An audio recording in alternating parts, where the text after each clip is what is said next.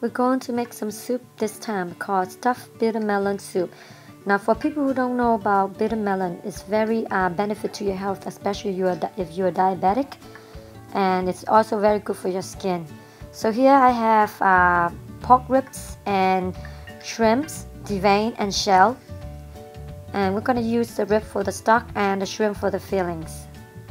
First, you're going to wash your melon and then you're going to cut it into 1 to 2 inch length. And then after you finish cutting it, you're going to remove the inner core from the melon. You can use this. To do this, you can use the knife, the smaller knife, or the handle of your spoon. Just poke it through and then kind of turn it slowly until you loosen all up, and then just push the core out and throw them away. Cut white portion of scallion into 2 inch length and then mince the rest for garnish. With the onion, cut them in half, peel them, and set aside to put in the stock.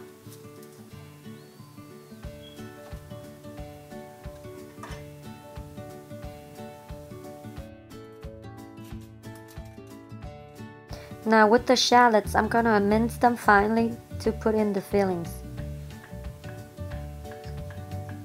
In this recipe, I actually use only 1 shallot.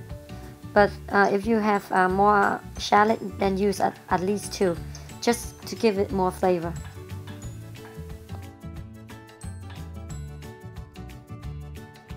Now with the shiitake mushroom and the ear fungus mushroom, we're going to put them in the bowl and we're going to soak it at least 30 minutes in hot water.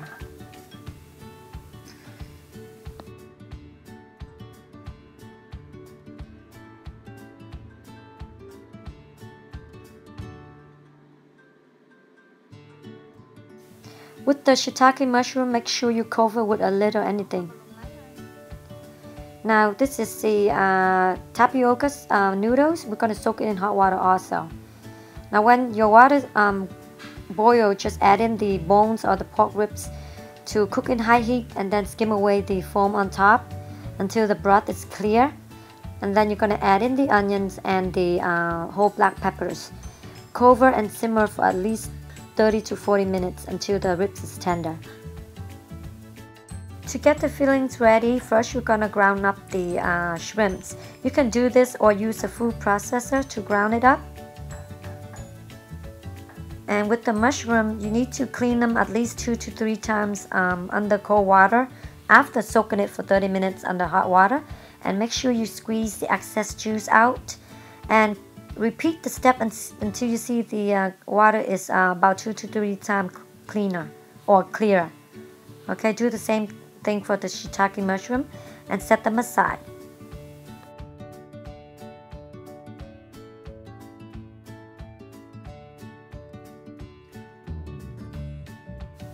With the ear fungus mushroom, just sort out all the tough part of the mushroom and discard them before you begin to chop them up. Just coarsely chop them up. You don't have to mince them, but just coarsely chop them like this.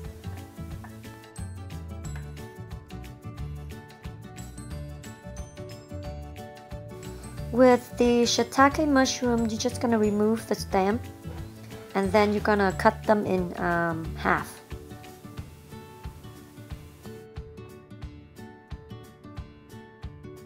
Now we're going to add the shrimp and the pork binder. If you use ground pork, which is fine also, add them in now. And then we're going to season them with salt, chicken powder, and a lot of ground black peppers.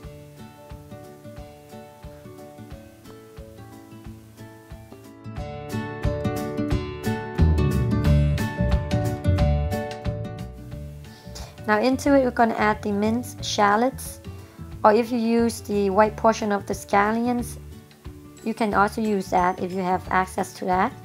And now ear fungus. After this, we're going to add in the tapioca noodles. And make sure you cut the noodles into at least 1 to 2 inch length before you add this in.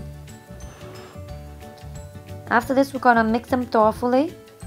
And to see, if you want to see if your filling is, the taste is right or good enough, you want to test it by scoop a little filling into a saran wrap and put into the microwave for at least 15 to 20 seconds. and then you can taste it if your filling is salty enough or sweet enough. Now for the fun parts. You can use a spoon or a spatula to stuff the melon with the filling in there. All you need to do is kind of press it down and make sure you fill both sides of the melon with the fillings. Okay, just like this. If it needs a little bit more of a filling, just touch it up a little bit like this. Make sure it's popped out on both ends.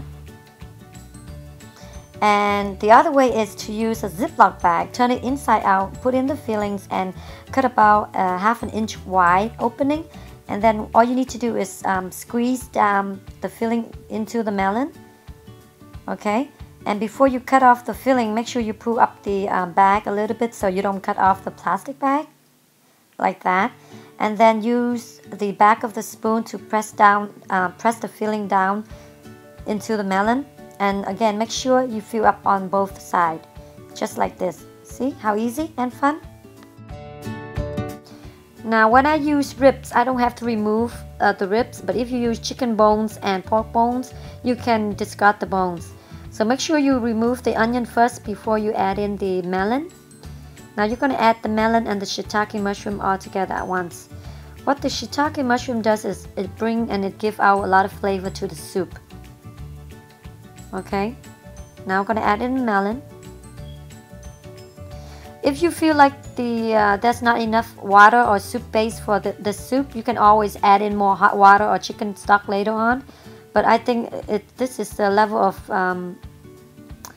soup is perfect enough. You don't have to have a lot of water in here.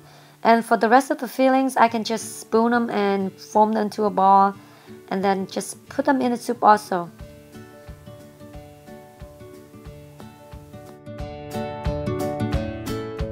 After everything is added into the soup pot, all we need to do is close the lid and then simmer for another maybe 20 to 30 minutes more until the melons is cooked.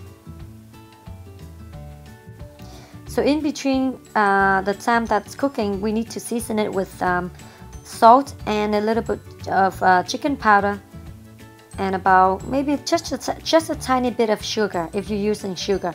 You can use MSG or any other seasoning if you like, but here I use chicken powder, salt, and a little sugar. And then you're going to continue to cook it for a few more minutes or until the melon is cooked.